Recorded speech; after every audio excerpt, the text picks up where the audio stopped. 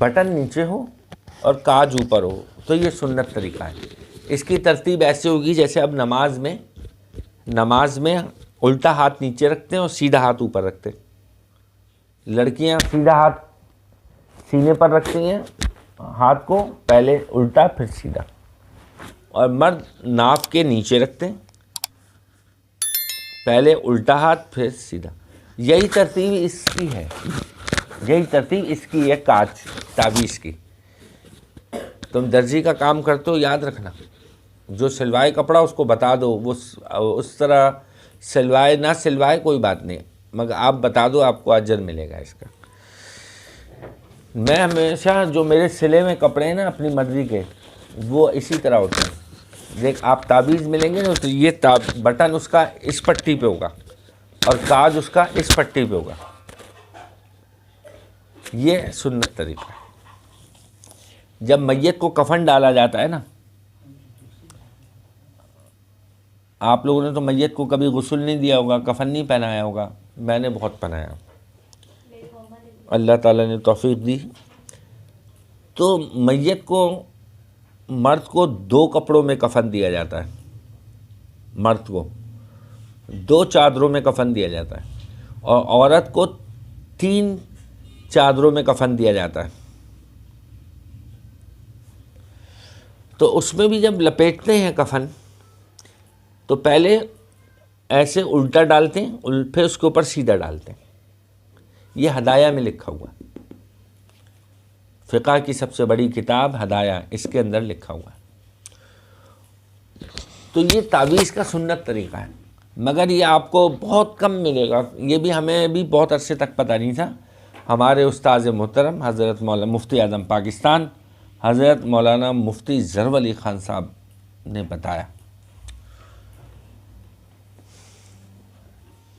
اچھا، تو استنجا یہ جو انہوں نے لکھا ہے نا کہ کن چیزوں سے استنجا مکروہ ہے. مکروہ مطلب ناپسندیدہ، ایسا کام جس کے کرنے میں کراہت ہو. پھر دوہرا دیتا ہوں میں. ہڈی، لید، گوبر اور کھانے کی چیزیں، کوئلہ، کاغذ، کپڑا، ان سب چیزوں سے استنجا کرنا مکروہ ہے. اب اس میں 1-2 چیزیں وضاحت طلب ہیں. مثال کے طور پہ ہڈی تو سمجھ میں آ گیا، ہڈی. گوبر یہ بھی سمجھ میں آ گیا.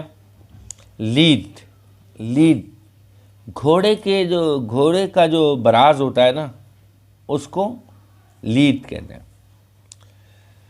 کوئلہ سمجھ میں آ گیا.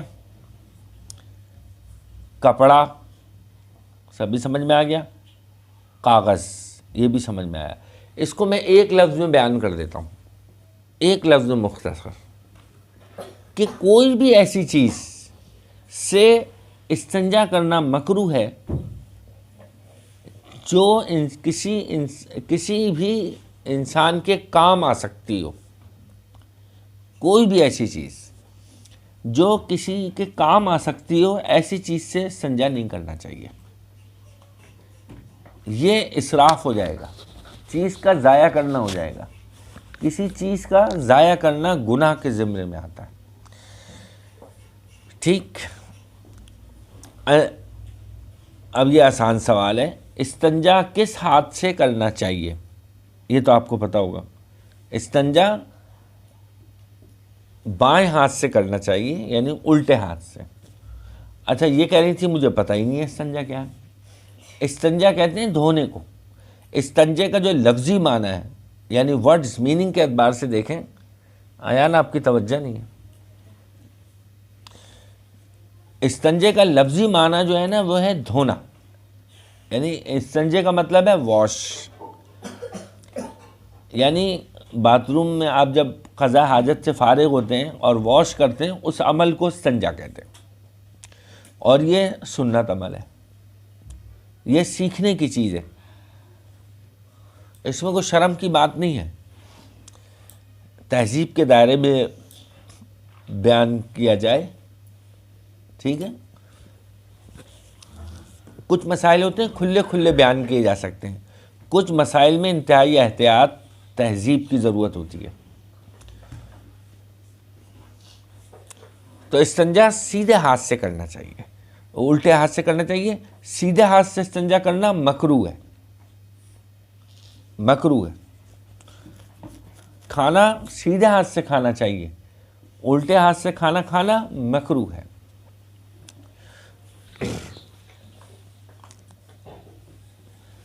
اچھا،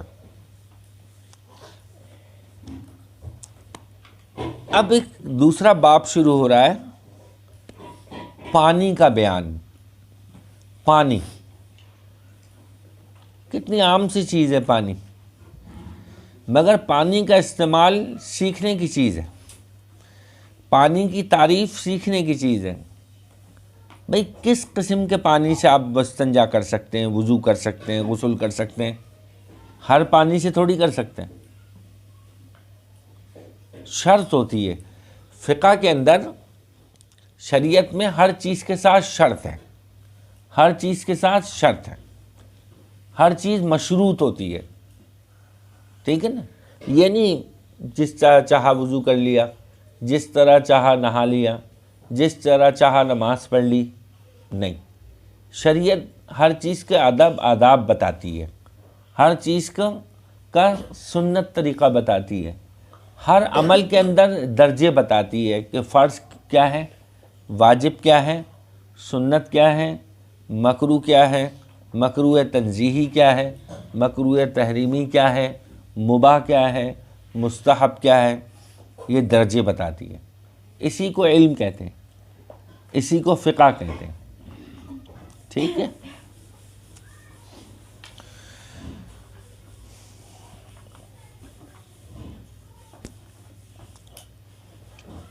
کس قسم کے پانی سے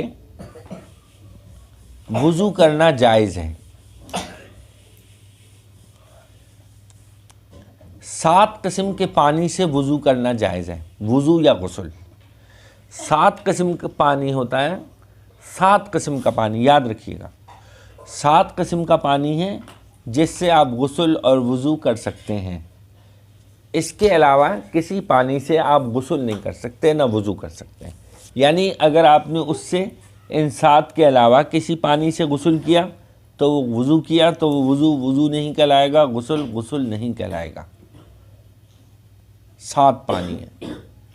اور عام پانی ہے، آپ اس سے متعارف ہیں، مگر مسئلہ کی شکل میں جب سنیں گے نا تو پھر آپ کو پتہ چلے گا.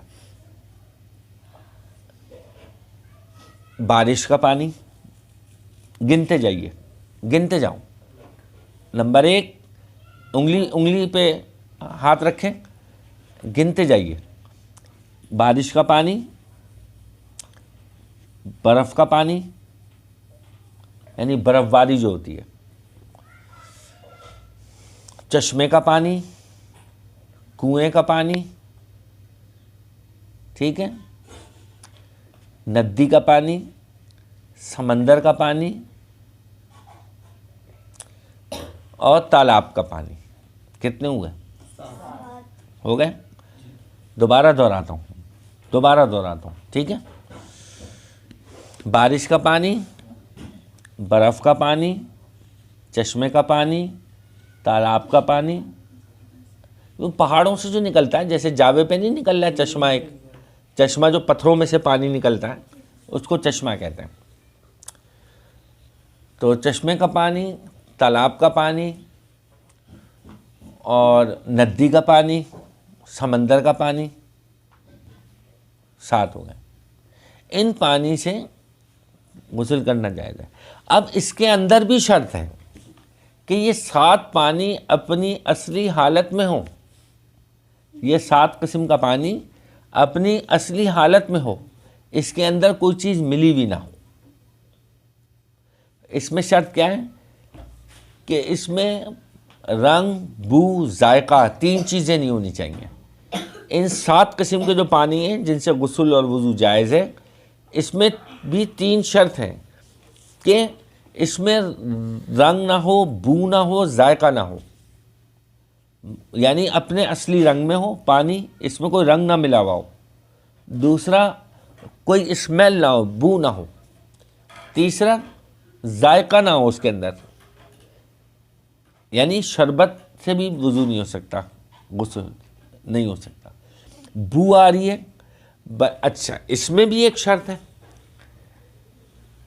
کہ 3 چیزیں ہیں نا اس پیور پانی میں، ان 7 قسم کے جو پیور پانی ہے، سیدھے بیٹھو، ان 7 قسم کے جو پانی ہیں جو میں نے آپ کو گنائے، اس میں 3 چیزیں نہیں ہونی چاہیے: رنگ، بو، ذائقہ. رنگ، بو، ذائقہ نہیں ہونا چاہیے. اب اس میں 3 ہو گئی. اگر اس میں ایک صورت میں اس سے بھی غسل ہو جائے گا. کب؟ کہ جب اس کے اندر ایک چیز کم ہو 3 میں سے اور 2 ہوں، یعنی 2 چیزیں نہ ہوں اور ایک چیز ہو اس میں، رنگ، بو، ذائقہ. رنگ، بو، ذائقہ 3 چیزیں. اگر اس میں سے 2 چیزیں اس میں نہیں ہیں، ایک ہے، یا تو رنگ ہے یا بو ہے یا ذائقہ ہے، تو غسل وضو ہو جائے گا. اور اگر اس میں 2 چیزیں ہیں، 2 چیزیں ہیں 3 میں سے ایک نہیں ہے تو نہیں ہوگا. یعنی غالب ہونا چاہیے. سمجھ گئے؟ رنگ، بو، ذائقہ 3 عیب ہیں. یہ پانی کے 3 عیب ہیں، 3 نقص ہیں پانی کے، کہ اگر پانی میں رنگ ہو، بو ہو، ذائقہ ہو تو اس سے غسل وضو نہیں ہوگا. لیکن اگر ان تینوں میں سے کوئی ایک چیز ہو تو غسل ہو جائے گا، وضو ہو جائے گا. لیکن ان تینوں میں سے 2 چیزیں ہوں اور ایک چیز نہ ہو تو نہیں ہوگا.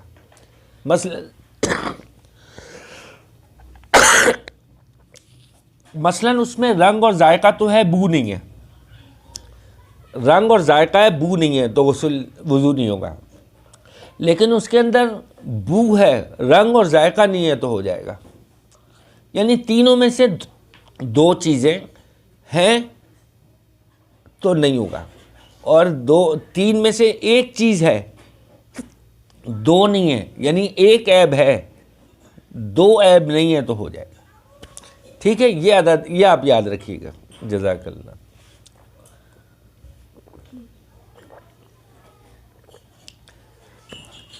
یہ مسائل ہیں پانی کے، یہ سب اس کے اندر لکھے ہوئے ہیں. فقہ کی یہ مختصر کتاب ہے، اور یہ فقہ کی سب سے بڑی کتاب ہے. ہدایہ، بلکہ اس کی شرح ہے یہ احسن الہدایہ. انڈیا کے ایک بہت بڑے عالم ہیں، انہوں نے اس کی شرح لکھی ہے. تو یہ سب اللہ کا شکر ہے ہم نے پڑھے ہوئے ہیں، تو یہ سب یاد ہیں کہ بغیر دیکھے ہم اس کا مذاکرہ کر لیتے ہیں.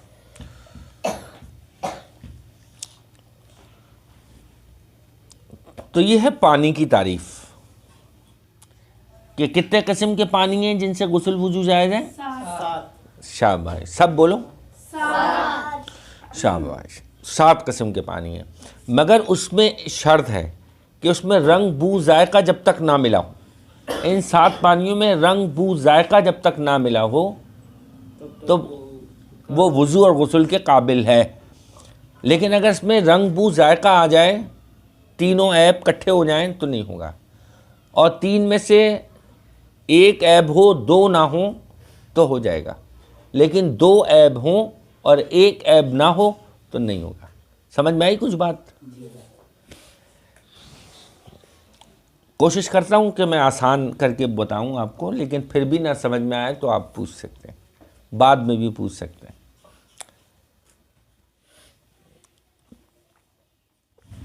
اچھا، اس میں لفظ بھی مشکل لکھے ہیں. اگر میں اس میں آپ کو لفظ پڑھوں تو وہ مشکل لفظ بھی لکھے ہیں اس کے اندر. پرانی اردو ہے نا، جیسے می کا پانی، مینا کا پانی. ہاں، تو اب ہر آدمی کو تو نہیں پتا کہ مینا. ابھی ایک بچی بتا رہی تھی کہ استنجا نہیں پتا مجھے کیا ہوتا ہے. نہیں ہوتا ہے، بچے ہیں نا.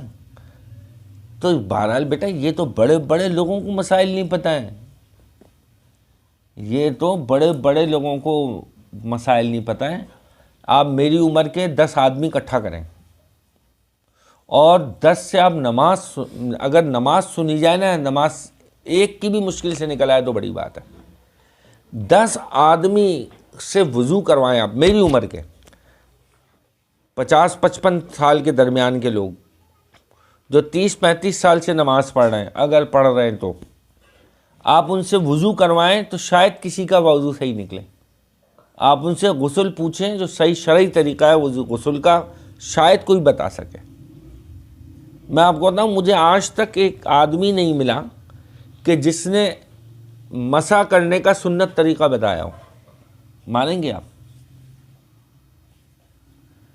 بڑے بڑے لوگوں سے میں نے پوچھا جو 25-30 40 سال سے نماز پڑھ رہے ہیں ماشاءاللہ، لیکن میں نے ان سے پوچھا کہ مسح کرنے کا سنت طریقہ کیا ہے؟ ایک آدمی مجھے آج تک نہیں ملا جس نے مسح کرنے کا سنت طریقہ بتا دیا ہو پورا۔ ہمارے ایک ڈاکٹر صاحب ہیں، میرے دوست ہیں، تو میں نے ایک دفعہ ان کو مذاق میں پوچھا ایسا ہی، تو میں نے کہا سنت طریقہ بتاؤ مسح کا، دوست ہیں میرے، تو وہ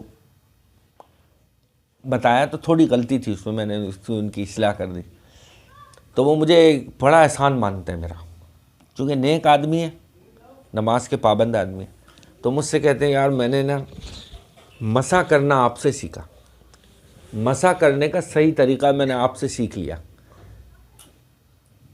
تو اب اسی لیے جس کو پتہ ہے اس کو بتانا چاہیے، دوسروں کو پھیلانا چاہیے، صحیح بات۔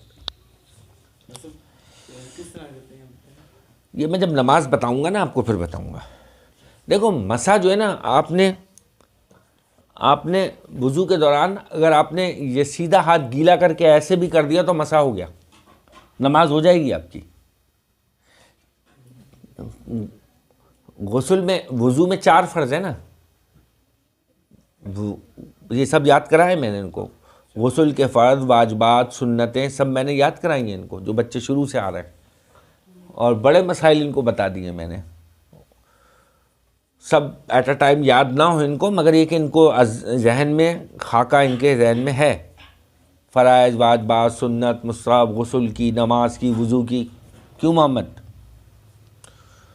تو اگر آپ وضو کر رہے ہیں نا، 4 فرض ہیں وضو کے 4 فرض ہیں، پورے چہرے کا ایک دفعہ دھونا، دونوں ہاتھ کونیوں سمیت دھونا، نمبر 3 چوتھائی سر کا مسح کرنا، لفظ پہ غور کریں، چوتھائی سر کا مسح کرنا، اور دونوں پیر ٹخنوں سمیت دھونا۔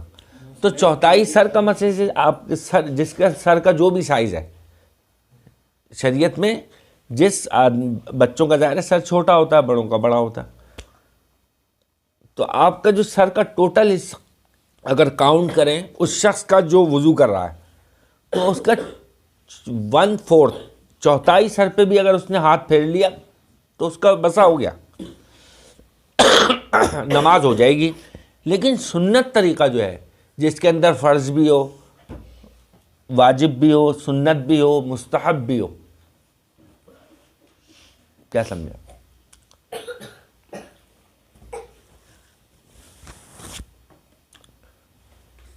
تو یہ تھا پانی، 7 قسم کا پانی ہو گیا، ٹھیک ہے، اور 3 اس میں شرط ہو گئی کہ رنگ اور بو ذائقہ نہ ہو، اس میں یہ پاک پانی ہو، صاف پانی ہو، اس میں رنگ نہ ہو، بو نہ ہو، ذائقہ نہ ہو، اور 3 میں سے 1 ہو، 2 نہ ہو تو ہو جائے گا، 2 ہوں، 2 موجود ہوں، 1 نہ ہو تو نہیں ہوگا، ٹھیک ہے۔ اب کہتے ہیں کس قسم کے پانی سے وضو کرنا جائز نہیں، کس قسم کے پانی سے وضو کرنا جائز نہیں۔ اب دیکھیں یہ جو چیز بتائیں گے اس میں آپ غور کیجئے گا، یہی مسئلہ آئے گا، اس میں رنگ بو ذائقہ آ جائے گا، رنگ آ جائے گا، بو آ جائے گا، ذائقہ آ جائے گا۔ میں نے آپ کو جامع بات بتا دی، رنگ، بو، ذائقہ۔ اب آئیے دیکھیں، چھوڑ دیں اس کو، دھیان میری طرف رکھیں، سمجھ میں آئے یا نہ آئے سنیں، جس کو سمجھ نہیں بھی آ رہا اس کو سننے کا ثواب ملے گا، اجر اس کو ملے گا۔ اب آخری سوال آخری جواب پھر ختم. پھر آپ اپنا سبق سنائیں, سبق یاد کریں, سبق سنائیے گا. ٹھیک ہے, ٹائم کیا ہوا ہے؟ 3:30. ابھی ٹائم ہے. اب کس قسم کے پانی سے غسل کرنا جائز نہیں؟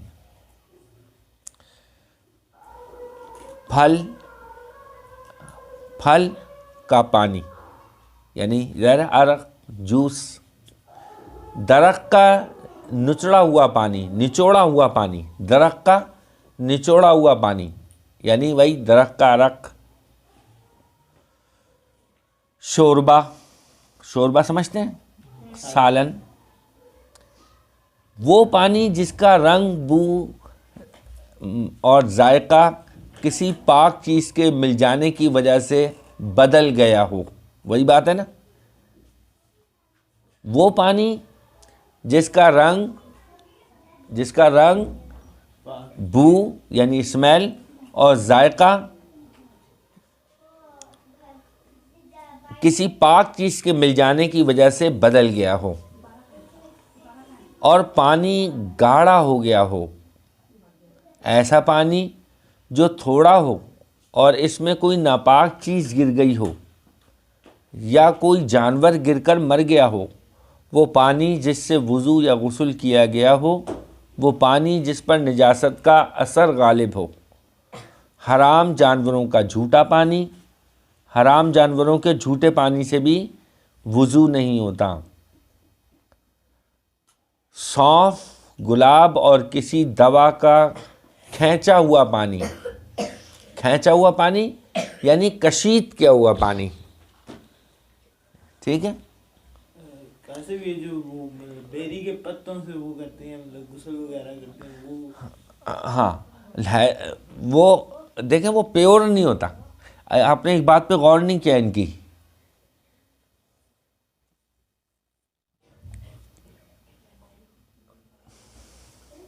ایسا پانی جو تھوڑا ہو یعنی یہ پانی تھوڑا ہو یعنی آپ ایک بالٹی ہو آپ کے پاس پانی کی جس میں آپ غسل کر سکتی ہیں, یا اتنا پانی ہو جس میں آپ وضو کر سکتے ہیں, اس کے اندر زیادہ مقدار پانی کی ہے. یہ 7 جو پانی ذرائع ہیں پانی کے, جو میں نے 7 قسم کے پانی بتائے نا, یہ پانی کے آنے کے ذرائع ہیں. ہمیں پانی جو ملتا ہے وہ ان 7 میں سے ایک پانی ہوتا ہے. صحیح ہے, یعنی یہ جو 7 قسم کے پانی ہیں اس میں سے کوئی بھی پانی آپ کو غسل یا وضو کے لیے میسر ہے, اس میں زیادہ تعداد پانی کی ہے اور کم مقدار جو ہے نا عرق کی ہے, کسی درخت کے نچڑے ہوئے پانی کی ہے, یا کشید کیے ہوئے پانی کی ہے, یا اس میں عرق ملا ہوا ہے, یا اس میں شربت ملا ہوا ہے کسی بھی وجہ سے, تو اس سے غسل ہو جائے گا, وضو ہو جائے گا. کہ پانی کی مقدار زیادہ ہے اور اس کی مقدار کم ہے. اس پانی کی مقدار کم ہے جس میں رنگ, بو یا ذائقہ ہے, وہ تھوڑا ہے. اب جیسے بعضی لوگ خوشبو ڈال لیتے ہیں پانی میں تو جائز ہے. اور اب جیسے کسی علاج معالجے کے سے نیم کے پتے ابال کے ملاتے ہیں یا بیری کے پتے ڈال کے, تو اس میں کیا کرتے ہیں, ویسے اگر آپ علاج کی وجہ سے نہا رہے ہیں تو آپ پورے پانی سے بھی نہا سکتے ہیں. کوئی ایسی چیز آپ کو کسی نے بتا دی ہے, نیم کا پانی, بیری کا پانی, تو آپ اس سے نہا سکتے ہیں, کوئی حرج نہیں ہے.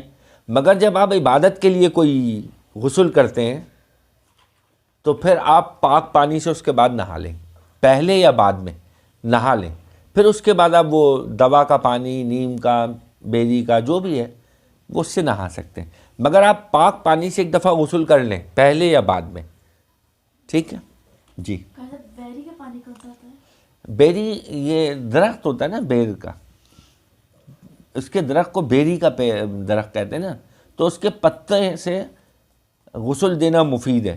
حدیث میں آتا ہے میت کو, حدیث سے ثابت ہے یہ کہ میت کو بیری کے پانی سے, یعنی پانی میں بیری کے پتوں میں پانی ابال کر پانی میں ملا لینا اور اس سے غسل دینا, یہ حدیث سے ثابت ہے. تو یہ دیا جاتا ہے. ٹھیک ہے، یہ کل دوبارہ دہرائیں گے تاکہ یہ آسانی دوبارہ یہ آپ کے ذہن سے گزر جائے ایک دفعہ، تاکہ آپ کو یاد ہو جائے۔ وآخر دعوانا ان الحمد للہ رب العالمین۔